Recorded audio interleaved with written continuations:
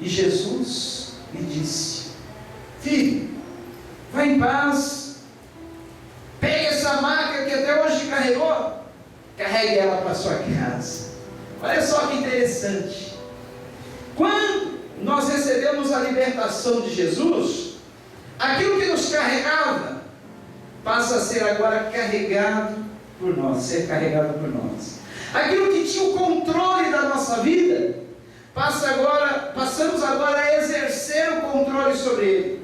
Ou seja, aquele paralítico dependia da maca, aquele paralítico era preso à maca, era a maca que o conduzia, era a cama que o conduzia para onde quer que ele fosse. Ele era dependente, preso a ela e conduzido por ela. Agora que Jesus entra na vida dele, perdoa os seus pecados, passa a ser diferente. Jesus disse: agora, ao invés dos problemas te conduzirem, ao invés das circunstâncias te levarem de um lado para outro, ao invés de tudo aquilo que te amarrava, te prendia, exercer domínio sobre a tua vida, agora é diferente. Agora comigo no centro da tua vida, no meio da tua vida é diferente. Você que vai conduzir seus problemas, você que vai conduzir tua vida, você é que vai direcionar-se por onde você quer ir. É você. Você vai pegar aí o fardo que carregava você vai levá-lo tranquilamente. Esse problema, essa circunstância, essa situação não terá mais domínio sobre a tua vida. É você que vai dominar sobre essas circunstâncias. Vocês entenderam? Não são as circunstâncias, os problemas, as situações que têm que nos dominar, que têm que nos levar, que nós ficamos à mercê dessas coisas. Não, somos nós que temos que direcionar tudo, orientados e conduzidos por Deus. Deus nos conduz, nos orienta, e nós passamos a exercer domínio sobre essas circunstâncias, essas situações que nos prendem, que nos escravizam, que nos levam. Quer ver? Muitas vezes você se sente preso pelos pecados, pelos vícios, pelas coisas que te dominam, não é mesmo?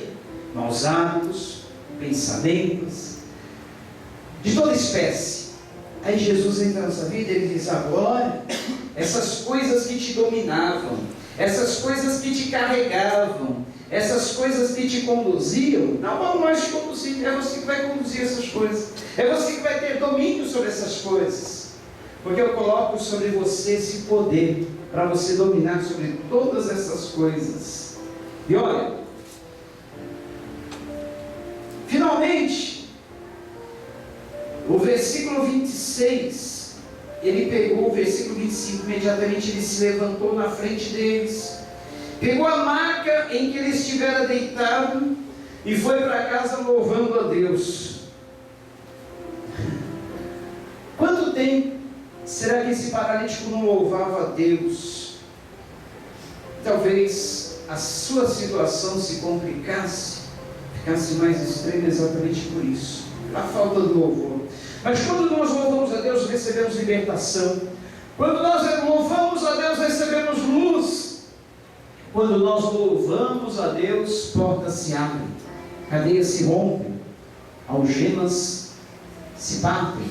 Quando nós louvamos a Deus, aquele paralítico, antes impossibilitado de louvar a Deus, antes preso, amarrado numa maca, preso, acorrentado numa cama, amarrado pelos seus problemas, dúvidas, preocupações, temores, agora ele era livre para adorar, livre para louvar. E o louvor proporciona exatamente isso à nossa alma. Ele traz essa leveza, ele traz essa tranquilidade, ele traz essa paz, ele traz essa comunhão com Deus. Louve ao Senhor, adore ao Senhor. Aproveite os momentos que você está aqui, se entregue ao louvor ao Senhor. O louvor abre caminho para que nós recebamos a palavra do Senhor e consequentemente as bênçãos. Por isso que é bom, é interessante, se você puder conseguir chegar no início, antes do início do culto. Muita gente não dá valor ao louvor, mas o louvor é importantíssimo. Um culto sem o louvor não é um culto completo. A gente chega como se caísse paraquedas, No início da mensagem, no meio da mensagem, sempre tem aquela preparação. E o louvor é como se nós estivéssemos elogiando a Deus por tudo que Ele é, por tudo que Ele faz na nossa vida, por tudo que Ele tem sido. Será que Jesus não é digno do seu louvor? Não é digno da sua adoração? Não merece receber de ti o melhor? Então por que fazer pouco caso do louvor? Por que não dar a Deus o melhor do nosso tempo do domingo? Às vezes ficamos na televisão até o último momento. Às vezes queremos chegar a assistir até o último minuto dos 45 do segundo tempo daquele jogo. Depois eu vou para a igreja. O louvor a Deus fica em segundo plano. Primeiro eu vou resolver aquele problema ali, em tal casa, em tal lugar. Depois eu vou para a casa do Senhor, louvar a Ele. Imagine, se você chegasse todo dia atrasado no seu trabalho. Será que o seu chefe, o patrão, ficaria contente com isso? Não. Ele quer receber o seu tempo integral. E Jesus, como sendo nosso dono, nosso Senhor, Ele quer receber o nosso culto integral também. Um culto em que nós não damos ao Senhor todo o louvor, toda a adoração. Não é um culto completo. Ao chegar na casa do Senhor, mais uma vez eu falo, até nós aprendemos, se a igreja estiver em oração, fique na porta, não entre, não se movimente, não fale com o vizinho do lado, não fale com ninguém, espere a oração terminar. Ao término da oração, entre silenciosamente, não precisa cumprimentar todo mundo, não precisa falar com todo mundo, para o seu lugarzinho, comece a adorar. Se você entrar no meio da adoração, no meio do louvor, ver que as pessoas estão adorando, não pare, não tire a pessoa daquela comunhão para cumprimentá-la, para falar, deixa ela adorar, entre também quietinho, comece a adorar.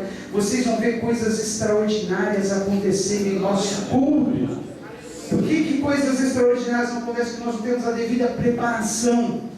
Vimos ao culto como se viéssemos a uma reunião qualquer, a um lugar de encontro qualquer, a um lugar qualquer.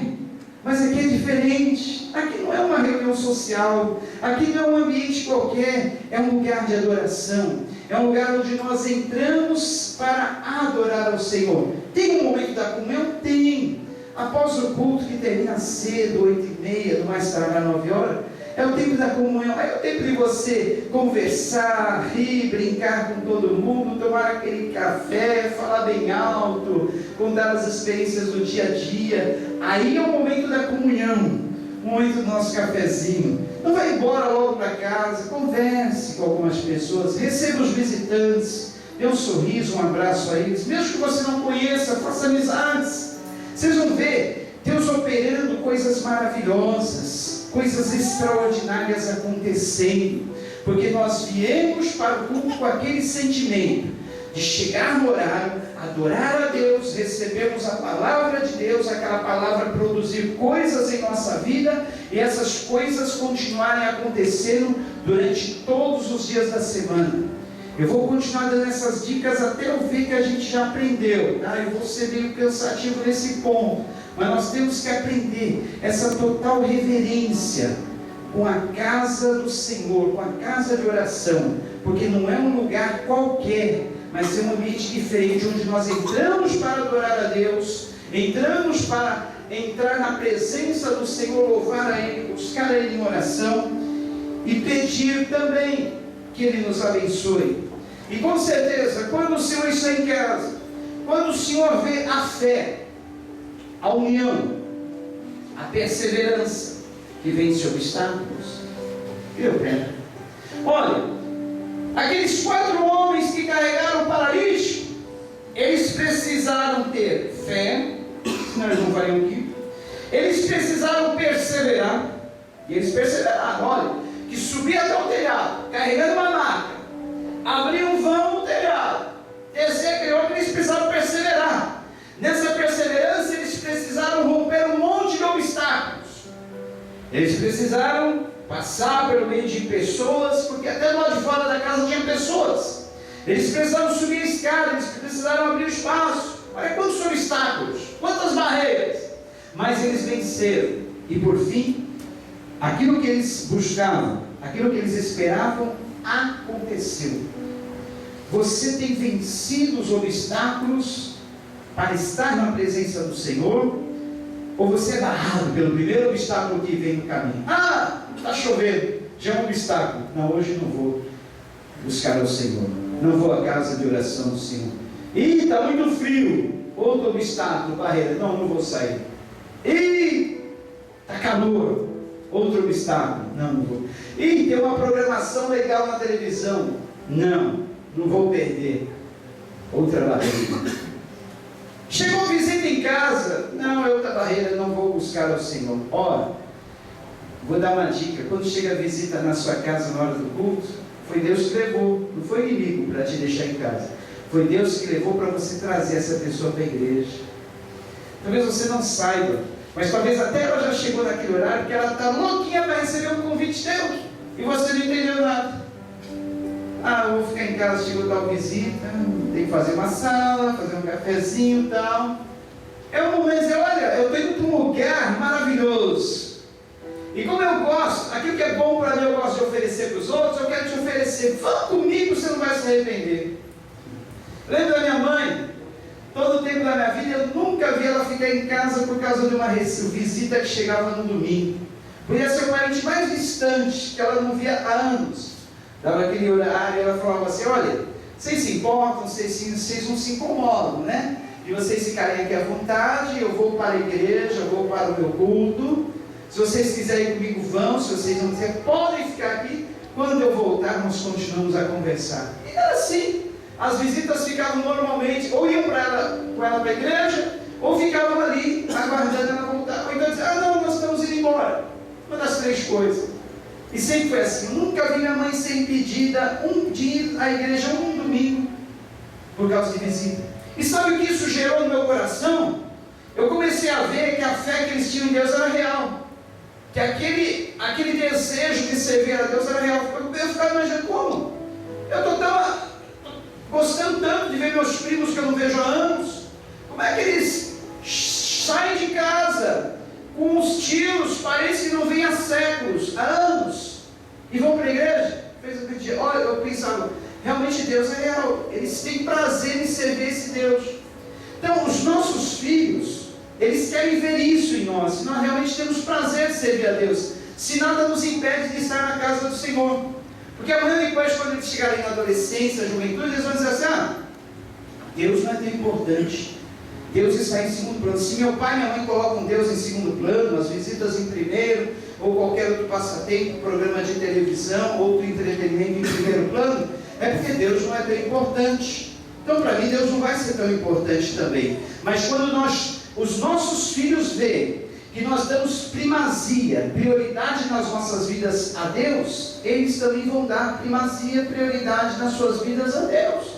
Pergunte para pessoas que têm os seus filhos firmes na igreja, os seus filhos firmes na comunhão com Deus, se eles sempre valorizaram a presença de Deus, se os seus filhos viam neles esse prazer que eles tinham em servir a Deus, ou se seus filhos sempre viam neles, eles murmurando contra a igreja, contra as coisas de Deus, contra a liderança da igreja, ou contra até o próprio Deus. Nós nunca incutiremos fé no coração dos nossos filhos, se eles primeiramente não veem essa fé no nosso coração. Nós nunca incutiremos desejo no coração dos nossos filhos de servir a Deus, se eles não verem em nós. Se os nossos filhos veem que nós trocamos Deus por um entretenimento qualquer no mundo, por um show, uma apresentação, um desfile de carnaval, uma festa junina, quando eles crescerem, eles vão fazer o mesmo também. Eles vão trocar Deus por todas essas banalidades. Por isso que é importante nós darmos primazia às coisas de Deus na nossa vida. E quando Jesus vê isso em nós, vê que nós temos essa perseverança para vencermos obstáculos, para estar na presença dEle de toda e qualquer maneira, Ele vai operar coisas extraordinárias na nossa vida. Jesus viu a fé no coração daqueles homens, viu que nada os impediu de trazer o paralítico à sua presença. E para finalizarmos, olha, o mundo aí fora está cheio de paralíticos para serem trazidos à presença do Senhor. Sabe por que paralíticos? Porque eles não conseguem vir à presença do Senhor com as próprias pernas. Eles não têm forças próprias, eles precisam ser conduzidos. E sabe quem Jesus escolheu para conduzir essas pessoas a Ele? Eu e você. Se nós não conduzirmos, não trazermos essas pessoas a Jesus, eles não virão, podem ter certeza. Mas você é um condutor de vidas. Quantas vidas você tem conduzido à presença do Senhor? Sabe quantas pessoas morrem por minuto no mundo? Quase 200 pessoas morrem por minuto. Se nós contarmos 1 minuto entre essa trajetória do ponteirinho, daqui até chegar novamente aqui, 200 pessoas terão morrido em todo o mundo. Quantas pessoas morrem por hora? 200 vezes 60 dá? 12 mil? 12 mil. É isso? Se eu estiver errado, matemática, isso me corrige. 12 mil. Quantas morrem por dia? 12 mil vezes 24? 24 horas. Aí já minha cabeça já não consegue mais calcular. Vai ser mais ou menos isso aí, 12 mil vezes 24, mais de 240 mil, 250 mil pessoas por dia. É isso? Mais de 250 mil pessoas por dia. Quantas pessoas morrem no mês? 240 vezes 30. Aí já. É o matemático que nos fez assim. Se não puxar a calculadora, não consegue. Então, mas é mais ou menos isso aí. 8 milhões. 8 milhões. Obrigado. Por mês. O ponteirinho já chegou aqui em cima. 200 pessoas morreram. E dessas 200 pessoas que morreram nesse minuto, muitas, pelo menos um quarto delas, umas 50, cometeram suicídio. Exatamente essa hora. Finalzinho do domingo. Ainda mais depois de um feriado prolongado. Elas sabem que elas têm que voltar ao trabalho no dia seguinte, aguentar aquele chefe, aquela repartição, aqueles colegas, aguentar todos os problemas da vida dela novamente sobre si. Elas acabam se matando no finalzinho do domingo. Final de tarde do domingo para começo de noite. Exatamente a hora que nós estamos vindo para o culto. Cultuar a Deus, sem trazer ninguém. Olha, Jesus, Ele não exige que você ganhe almas. Ele quer que você seja testemunha. Sendo testemunha dele, as almas virão até Ele, através de você. Se você for testemunha, tente trazer, traga consigo, convide. Vamos lá. Hoje tivemos batismo. O ano passado, nessa mesma época, nós estávamos batizando 26, 27. Sabe quantos nós batizamos hoje? 3. Graças a Deus por essas 3. Eu estava meio triste, mas não, só 3 vidas, Jesus. Era para ser 4, não faltou. Só isso, Jesus. Mas ao mesmo tempo eu senti no meu coração, dê graças por essas 3. Dê graças. Pelo menos são 3. Ainda que fosse uma alma no mundo é mais importante que o mundo todo para Deus. Mas estou querendo dizer que nós, como igreja, não estamos cumprindo a nossa missão de trazermos vidas para Jesus, trazermos almas, testemunharmos, evangelizar. Estamos satisfeitos com a nossa salvação. Eu fui salvo, amém, glória a Deus. Tudo bom com Deus, está tudo maravilhoso. E os seus familiares, seus amigos, já receberam a salvação? Você se importa com eles? Eu lembro que quando eu era jovem e trabalhava em empresa, eu sempre trazia alguém do meu trabalho, da escola, para a igreja. Tinha esse prazer, essa vontade. Convidava e trazia. Agora, se a pessoa ia entregar a sua vida para Jesus, era outra coisa. Mas que eu trazia. Aí ficava feliz quando acontecia de um deles tomar a decisão de entregar a vida para Jesus. Vocês não imaginam, é a alegria maior que uma pessoa pode sentir no mundo. Ver que alguém que você trouxe para a igreja, trouxe para Jesus, recebeu a salvação, foi batizado, está firme com Deus, está gerando frutos. É uma alegria grande. Hoje, eu sinto essa alegria como pastor. Eu vejo dezenas de outros pastores por aí que foram salvos através do ministério que Deus nos deu. Só que eu não sinto a mesma alegria que eu sentia quando eu trazia alguém à igreja, para essa pessoa receber o convite, o apelo e ser salvo. Que a gente está aqui, a gente faz o apelo, vem vidas, converte, mas eu digo que a alegria maior é daquele que trouxe. Ele sim teve uma atuação muito mais direta naquela vida que ele trouxe. Então, queridos, experimente essa alegria. Próximo culto, traga alguém junto com você. Olha, para finalizar, eu vou falar aqui no texto que o Senhor me deu também para essa noite, Lucas 14. Lucas 14, olha o que diz. Já estamos finalizando. Mais 5 minutinhos, tá? Lucas 14. Fala da parábola do grande banquete. Ao ouvir isso, os que estavam à mesa com Jesus disse: feliz será aquele que comer pão no banquete do reino de Deus. Jesus respondeu: certo homem estava preparando um grande banquete, convidou muitas pessoas, e na hora de começar enviou seu servo para dizer aos que haviam sido convidados: venham, pois tudo está pronto. Mas eles começaram um por um a apresentar desculpas. O primeiro disse: acabei de comprar uma propriedade, preciso ir vê-la, por favor me desculpe. Outro disse: acabei de comprar 5 juntas de bois, estou indo experimentá-las, por favor desculpe-me. Ainda outro disse: acabo de me casar, por isso não posso ir. O servo voltou e relatou isso ao seu senhor. Então o dono da casa irou-se e ordenou ao seu servo: vá rapidamente para as ruas e becos da cidade, traga os pobres, os aleijados, os cegos e os mancos. Disse o servo: o que o Senhor ordenou foi feito e ainda há lugar. Então o Senhor disse ao servo: vá pelos caminhos e valados e obrigue-os a entrar, para que a minha casa fique cheia. Eu lhes digo: nenhum daqueles que foram convidados provará do meu banquete. Muitas vezes acontecerá que você vai convidar pessoas, essas pessoas vão dizer: estou muito ocupado, não tenho tempo, não, hoje não dá, tem que fazer isso, fazer aquilo, tenho compromisso. É assim? Mas se você orar a Deus, pedir a direção de Deus, Deus vai te levar às pessoas certas. Deus vai te levar aos pobres, os aleijados, os cegos e mancos. Sabe quem são os pobres? Os pobres de espírito, que não têm tantos afazeres da vida. São pobres da alma, necessitados de Deus. Os aleijados, aqueles que não conseguem vir a Jesus com seus próprios pés. Os cegos, aqueles que não conhecem o caminho.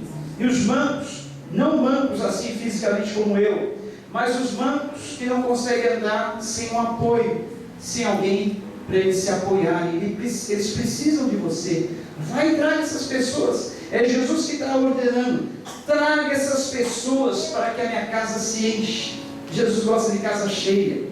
Ele disse: olha, os servos foram buscar as pessoas e disseram: ainda há lugar. Sempre há lugar no reino dos céus. Enquanto Jesus não voltar, sempre vai haver um lugarzinho esperando por aquele pecador, um lugarzinho esperando